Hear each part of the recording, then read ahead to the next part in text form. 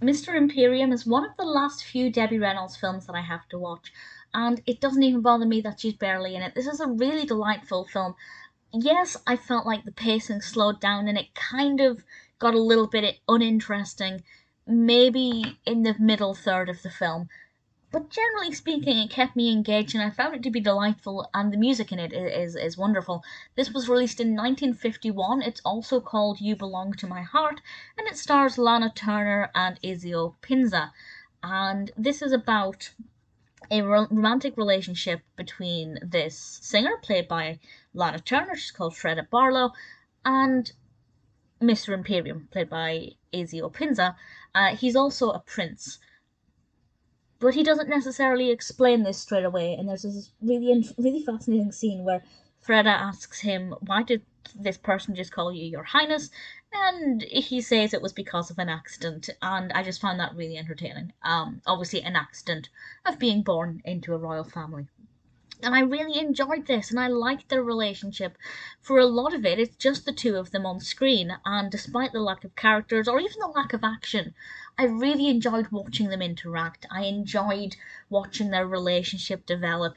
Obviously, there are pitfalls and problems, it's not plain sailing, but I found it to be really comforting and kind of really warming. And my favourite song in all of this is Andiamo.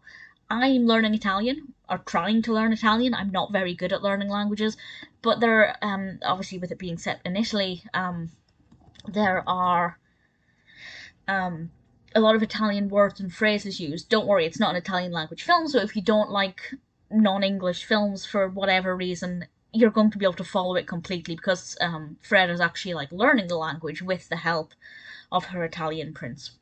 But the song Andiamo, which means let's go, I just loved. I really adored that song. And then, as I said, it kind of gets a little bit stale in the middle. Maybe not the whole third of the middle, but it did kind of dip a bit, I'll be honest. And then it picked up again in kind of the final third, and I'm not going to say why or what happens because obviously I don't want to spoil it, but I will just say that if you are watching it and you feel like it starts to lose momentum, don't worry. From my perspective, at least, it picked up. I can't finish this without talking about Debbie Reynolds. She plays a character called Gwen. She looks so young in this. She's not in it too much. 90% of her dialogue is the word auntie. I'm exaggerating, but she's in it a pleasant enough amount. So if, like me, you're interested in watching this initially because of Debbie Reynolds, she's very satisfying in this one.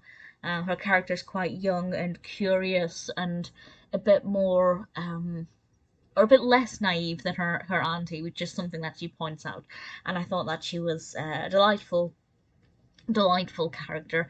It's directed by Don Hartman, written by Hartman and Edwin H. Knopf, and I really liked it. It's not amazing.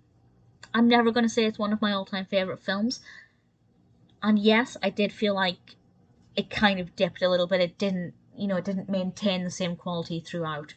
But for the most part, I thoroughly enjoyed it. I loved the songs in it. I thought the characters were really fascinating. Maybe a little bit predictable, but not overly so that I found that I was like guessing everything that was going to happen. It is a film I would watch again. Not immediately, but Mr. Imperium I would definitely watch again at some point, and I'm very happy to recommend it.